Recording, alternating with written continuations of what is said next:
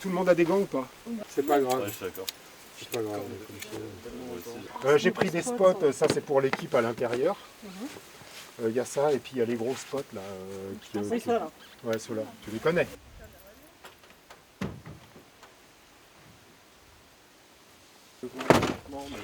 T'es qui, on peut le laisser à l'intérieur en vrai. L'appareil photo. Alors ça c'est l'appareil pourri. On va pas le prendre en priorité, surtout qu'il n'a pas de carte de mémoire pour l'instant. Ce sera moins pratique. Mais là on a deux autres appareils photo. Franchement, de préférence, vous les faites basculer, vous mettez à dos pour les faire basculer, mais faites-les rouler. Est-ce que tu peux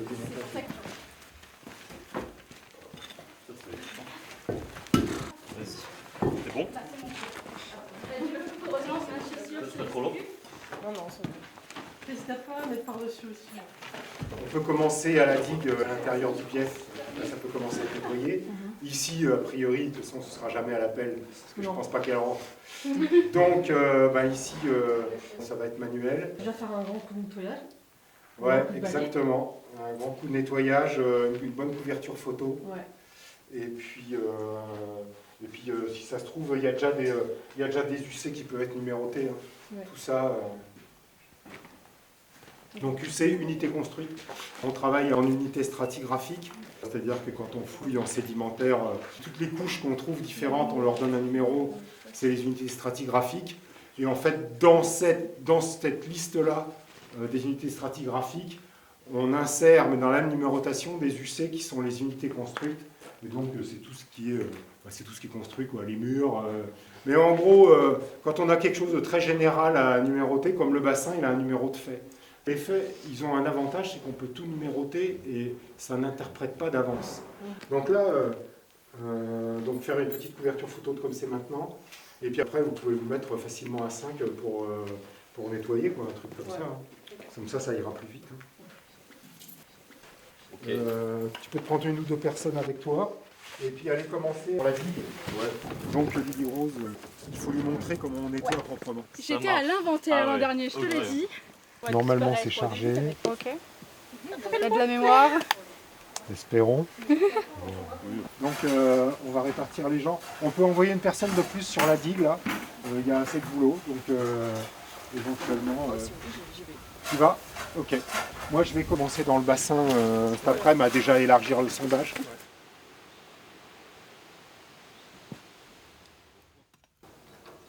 Voilà, le petit sondage qui a été fait l'année dernière, qui a montré de façon très très probable qu'en fait on a des niveaux médiévaux en place directement sous le fond du bassin, c'est-à-dire que le bassin a été creusé jusqu'au moment où il a atteint des niveaux médiévaux, il les a même entamés.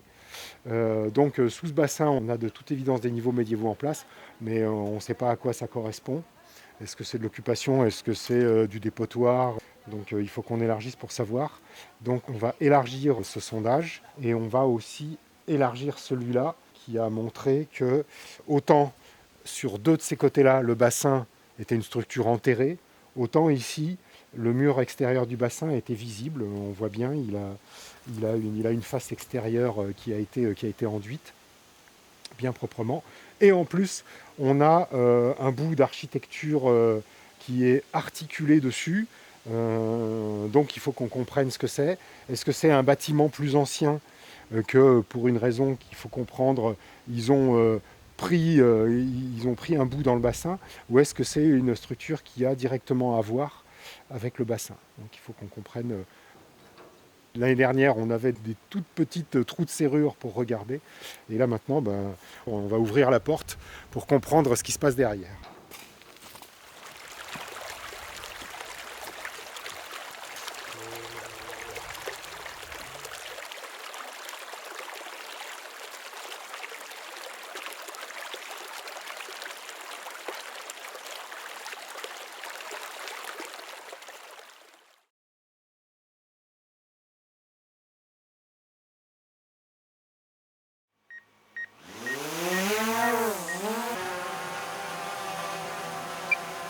Ça a été bien débroussaillé, c'est cool.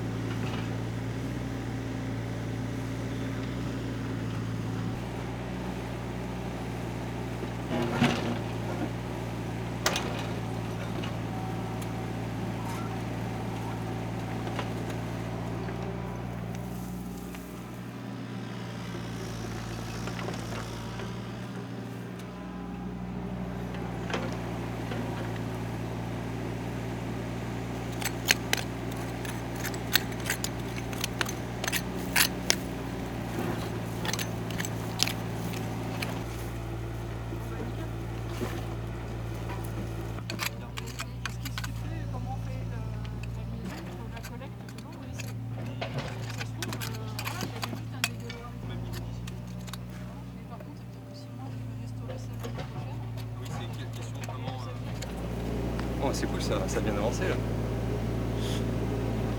Et puis ça, c'est le deuxième parement, c'est le parement le plus moderne. Le parement initial, en fait, il est derrière. D'ailleurs, il est dans la continuité de l'autre. Ce qui fait que normalement, l'ancien parement, en fait, il devait venir taper là. Après, ça peut fonctionner ensemble. Si ici, ça fait un retour, si là, ça part en virage et ensuite, ça vient se relier à ça. Parce que là, c'est en place, mais c'est à moitié vautré quand même. Hein. Ça s'est affaissé, ça.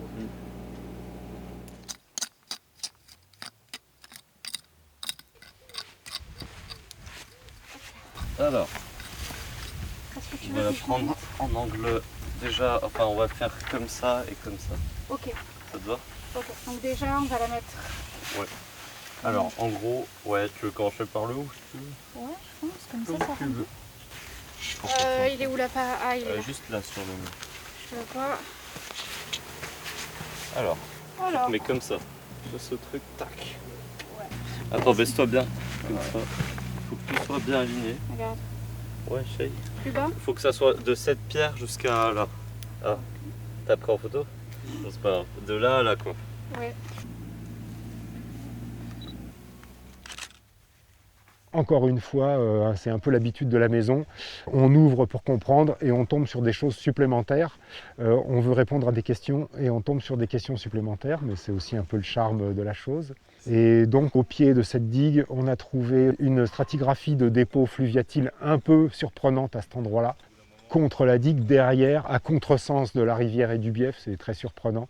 Et une espèce d'agencement de terrasse avec des niveaux dans lesquels je vais faire des prélèvements pour faire des lames minces et qu'on comprenne en micromorphologie à quoi ça correspond.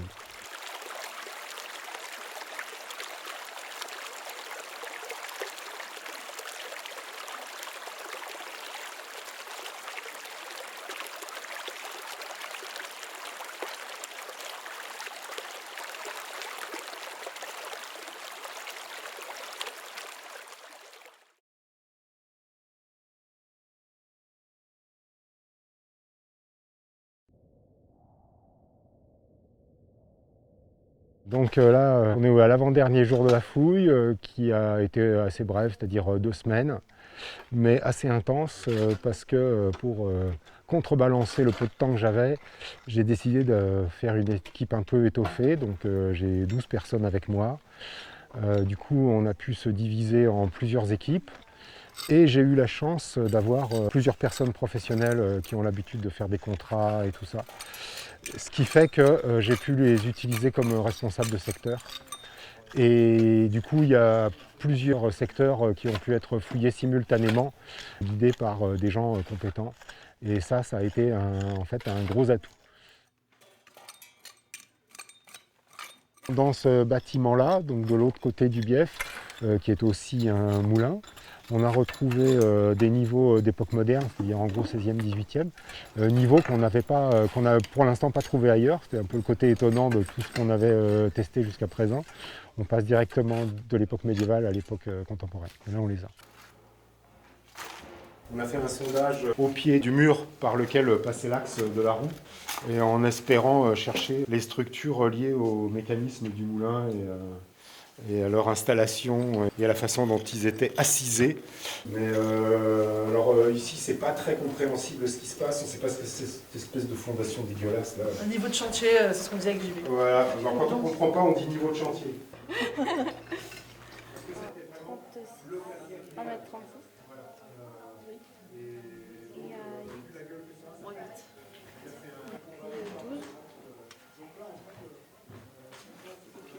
1m55. Plus 19. Celui-là. Celui-là. Okay. On sait par les documents d'archives que les moulins fonctionnaient à plein régime pendant tout le 16e, 17e, 18e. On a des baux de location, de fermage et tout ça, donc il n'y a pas de problème, on sait que ça fonctionnait. Donc là, voilà, on a probablement là, le niveau moderne conservé. C'est un des intérêts du sondage qui a été fait là-dedans, en dehors de répondre à la question de savoir si on retrouve aussi des structures liées à l'installation de tout le mécanisme de meunerie.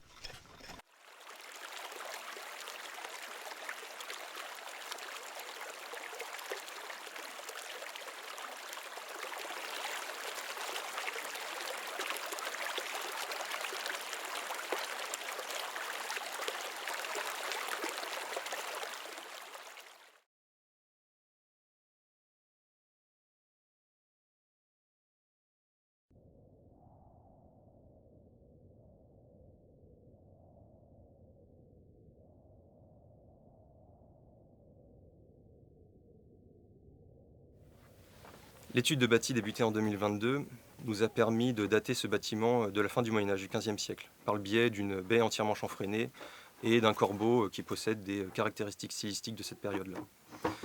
On a un mur longeant le bief qui a été possiblement détruit et reconstruit. Et on a ensuite divers changements qui surviennent au XVIIIe et XIXe siècle, notamment l'installation d'une nouvelle habitation qui vient s'accoler contre ce bâtiment et la réalisation de différentes ouvertures, une porte, une niche.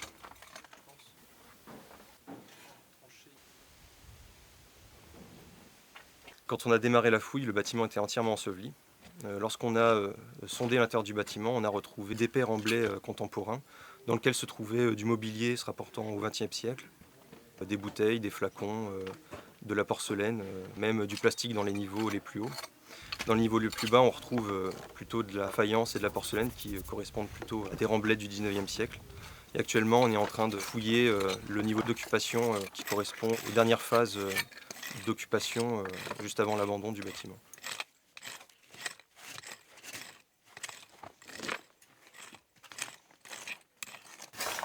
On va essayer de s'arrêter sur les cailloux et on va voir si on arrive bien à suivre celle-ci ou pas. Ok. Parce que là, on est à peu près au même niveau que là-bas, non? Ouais. On va voir ça.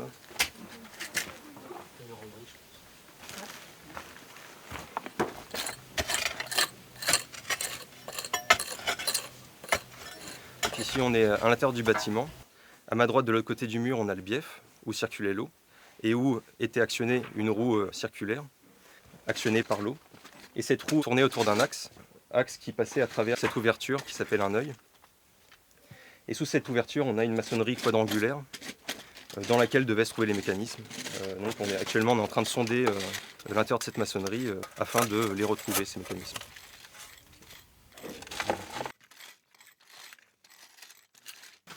Sur le cadastre de 1836, il est indiqué que ce bâtiment est une maillerie, donc c'est un indice de la fonction de ce bâtiment. Et le sondage qu'on a réalisé à l'intérieur nous a permis de retrouver un bassin entièrement enduit de mortier de tuileaux, donc un mortier rose étanche qui est constitué de mortier de chaux et de tuiles concassées. À l'intérieur du bassin d'une maillerie, on mettait le chanvre avec de l'eau et les maillets actionnés par la roue battaient ce chanvre, et ce qui permettait de séparer les fibres de la plante et ensuite de pouvoir faire des cordes et du tissu. Et là, j'ai l'impression d'être rebouché à la TCA. Beaucoup plus que là. Ici, il y a beaucoup plus de caillasses. Énorme. Là-bas, c'était pareil, on avait un paquet de TCA et de sable là-bas, comme ici. Parce que celle-là, je l'aurais pas dans la coupe là, je pense. Donc, ouais. Et bah ouais, depuis le début, t'as ce niveau-là. Depuis le début, il est plus clair, mais là, c'est clair. Ok. Et bah ce qu'on va faire, c'est nettoyer en plan. Ouais. Et on va faire une photo, comme ça on aura les deux US. Ok. Alors, là si on a envie de faire de la restitution 3D des différentes installations, on peut proposer des choses pour le coursier, puisque on a la largeur du coursier, on a la largeur du bief, et on a entre l'emplacement du radier qu'on a retrouvé dans le coursier et l'emplacement de la toiture telle qu'elle était placée, on peut restituer le diamètre maximum de la roue, donc on peut reconstituer ça. Et à l'intérieur de ce bâtiment, on peut déjà commencer à proposer un début de restitution, puisque là on a ce qui semble être la cage d'engrenage du moulin. Derrière il y a l'œil par où passait l'arbre, et derrière il y avait la roue. Donc a priori, dans cette cage d'engrenage, il y avait une roue plus petite, soit une roue qui comportait un mécanisme d'engrenage pour faire un renvoi d'angle et par exemple faire tourner un axe vertical qui lui-même actionnait une meule horizontale. Mais comme c'est indiqué comme une maillerie, on peut avoir aussi éventuellement un autre système, c'est-à-dire un renvoi d'angle à l'horizontale pour faire fonctionner un arbre à cames qui actionne les maillets de la maillerie, ou éventuellement un système à courroie qui fait fonctionner à ce moment-là un arbre à cames disposé dans un sens différent.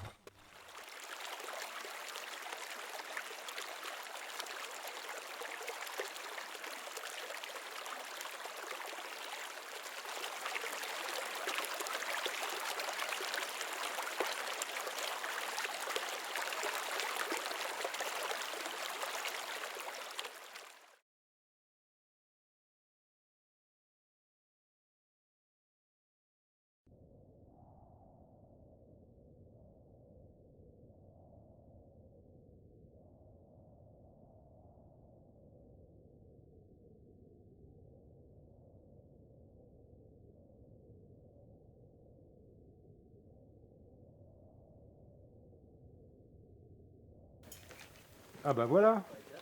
Mais ce serait trop que ce soit la bonne. Ouais. Non, c'est ça, je crois que c'est pas la bonne. Elle est trop grosse. Elle est cassée. Ouais, elle est cassée, mais elle est trop grosse. Là. Ouais. Après, elle est oxydée aussi. Ouais, mais même malgré l'oxyde, c'est pas la bonne clé, quoi.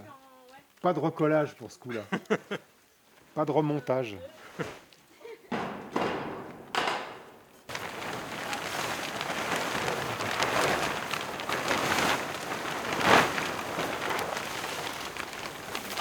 Et là, il y a l'UH qui arrive et on n'en a plus besoin. Donc c'est parfait.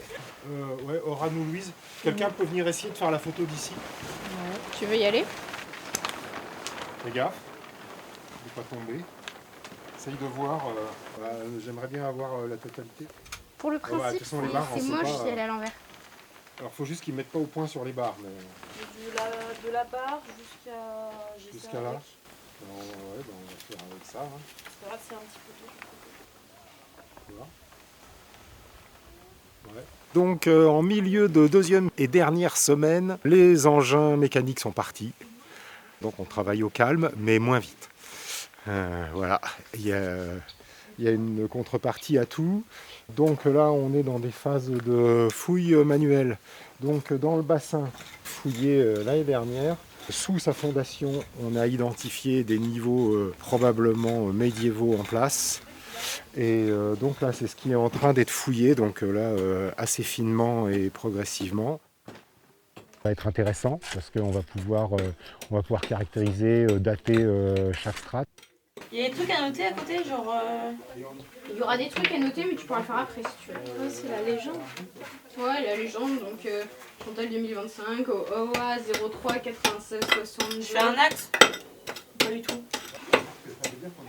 Oui, il faudra mettre le nord, en effet. Oui, je reviendrai. C'est mieux. Par ouais, là. tu peux la commencer par là, là. Et là, et tu vois comment c'était foutu. Donc tu vois l'épaisseur d'argile jaune, l'épaisseur de mortier rose. Et tout ça, et la fondation du mur, en fait, tout est posé au même niveau. Tu vois, on voit bien hein, le départ du mur, avec vraiment la ligne de mortier qui fait une coupure, et donc, tout ça posé sur des niveaux médiévaux, apparemment. Et là, scoop d'aujourd'hui, c'est pour ça qu'il y a une grille de relevé posée par terre. Manifestement, ils sont tombés sur un niveau de sol en place, peut-être bien délimité par des pierres plus grosses. On a vraiment quelque chose de très intéressant ici avec ce qui a l'air d'être une structure concentrique. Une tache sombre au milieu, des pierres disposées autour, elles-mêmes bordées par un bourrelet de terre rubéfiée. Et après, au-delà, un niveau assez noir, plein de gros charbons. Vraiment très gros, limite des bouts de bûches brûlés, encore de la terre rubéfiée au-delà. Donc peut-être qu'on a un niveau d'incendie avec un bâtiment brûlé, quelque chose comme ça. Donc là, la suite sera l'année prochaine. Là, il y a visiblement un agencement de tout l'entourage du bassin qui est assez complexe, avec plusieurs niveaux de circulation. Donc là, on a agrandi un peu le sondage de l'année dernière pour préciser une architecture qu'on avait trouvée qui s'enchâsse dans le bassin. Et cette maçonnerie, non seulement elle s'articule avec le bassin, mais apparemment, de chaque côté, on est sur des niveaux médiévaux. Donc on a des niveaux de médiévaux sous le bassin, scellés par le bassin, mais visiblement un peu plus haut sur les côtés du bassin, on a aussi des niveaux médiévaux, ce qui tendrait à indiquer, et il faut le prouver, que le bassin a vraiment été creusé dans des niveaux d'occupation médiévaux. Voilà, donc c'est ça qui est intéressant. Donc là, on va finir ce sondage aujourd'hui et demain, on va faire les relevés et ce sera encore des choses à comprendre pour la campagne de l'année prochaine.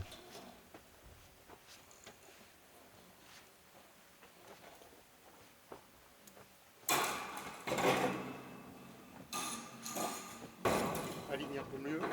Non. Voilà, ça, voilà.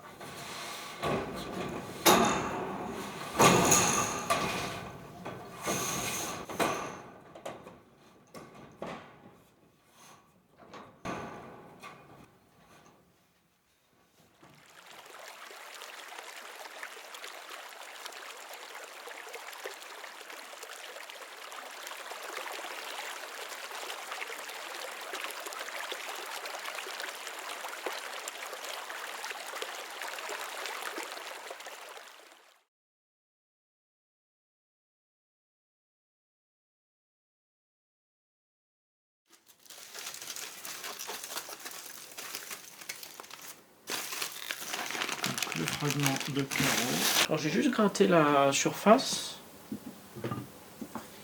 pour éliminer les pollutions.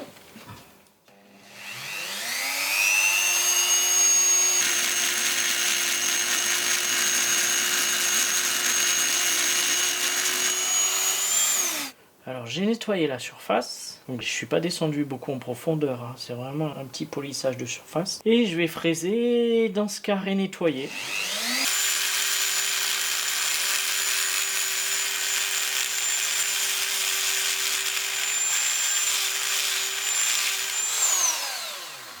Donc voilà, là je suis descendu à même pas 2 mm d'épaisseur au plus profond. Et la poudre céramique, donc c'est ça que je transfère dans un tube en verre. Donc là, la poudre céramique elle est sur le papier alu, il ne faut pas toucher avec quelque chose d'organique pour pas polluer. Et c'est cette poudre qui est en fait du mortier ou de la céramique qui a imprégné les molécules des matériaux organiques qui étaient présents dans les bassins. Et donc je les extrais par des solvants, je purifie l'extrait et ensuite je l'analyse donc par chromatographie et spectrométrie de masse, ce qui permet d'identifier les molécules qui étaient piégées dans l'échantillon minéral ici. Donc ces deux prélèvements, le mortier et le carreau, d'où est-ce qu'ils viennent? Ils ont été prélevés dans un bassin qu'on avait identifié en 2023 et qu'on a fouillé en 2024. Donc le remplissage indiquait un comblement à la fin du 19e siècle. Et après la question se posait de l'usage de ce bassin, qui est quand même assez grand, avec une grande contenance. Il fait 5,20 m par 5,20 m, sur au moins 1,50 m de profondeur, parce qu'on ne sait pas jusqu'où il montait. Mais donc ce qui nous fait facilement dans les 40 m3 de contenance. Il fallait savoir à quoi servait ce bassin, dont on s'est aperçu qu'il avait des départs de cloison indiquant qu'il était divisé en 4. Et donc, une des hypothèses qui nous semblait plausible, c'est que ce soit un bassin consacré à du tannage. Là, par exemple, pour le carrelage, c'est intéressant parce qu'il y a énormément de cholestérol. Donc, un gras animal très concentré, donc c'est vraiment de la graisse. Dans la graisse, il y a du cholestérol et normalement, il y a 300 fois plus d'acide gras. Et là, si on regarde les résultats, il y a énormément de cholestérol et des tout petits pics d'acide gras qui ont disparu. Et en fait, ils disparaissent si on est en milieu alcalin. Et pour faire que le milieu devienne alcalin, en fait, on utilise de la chaux ou des cendres végétales. Et là, par l'analyse, en fait, on retrouve les molécules des cendres végétales. Donc, on a bien un bassin dans lequel étaient mis ces pièces riches en graisse et dans un milieu alcalin, donc pour traiter le gras. Ok. Tout matériau, il faut qu'il se décompose pour laisser des traces, pour que les molécules, c'est comme des petites billes, qu'elles puissent partir de l'organisme et imprégner le contenant. S'il n'y a pas de décomposition, que ce soit un poisson, des céréales, des grains qui sont entiers, ça imprègne pas, tant que c'est pas décomposé. Ok. Le rouissage laisserait là pour le coup, puisqu'on est dans une activité qui sous-entend de la pourriture, puisque le rouissage c'est de faire pourrir les on voit toutes les cires des végétaux. Et donc, là il y en a des toutes petites traces, mais c'est normal, c'est du bruit de fond environnemental qu'on voit sur tous les échantillons. Donc ça exclut complètement le rouissage, parce que là on retrouverait des proportions énormes. Donc oui, on a visiblement des procédés liés au traitement des peaux. D'accord, très bien. On est vraiment que sur de l'animal non herbivore. Donc ça exclut les herbivores, les animaux aquatiques. Tous les animaux aquatiques, même les poissons carnivores. Comme tous aquatiques, que ce soit d'eau douce ou eau de mer. Non herbivores. Alors j'ai vu que effectivement il y a des usages particuliers au cuir de porc, qui est un cuir apparemment très épais, très résistant. Mais donc là on aurait une activité un peu spécialisée, connexe au tannage, c'est-à-dire la préparation des peaux, avec le décharnage et le dégraissage des peaux. Et si le tannage se fait, il se fait dans des bacs ailleurs, soit des bacs à côté qu'on n'a pas encore trouvé en fouille, soit éventuellement c'est emmené à un autre endroit.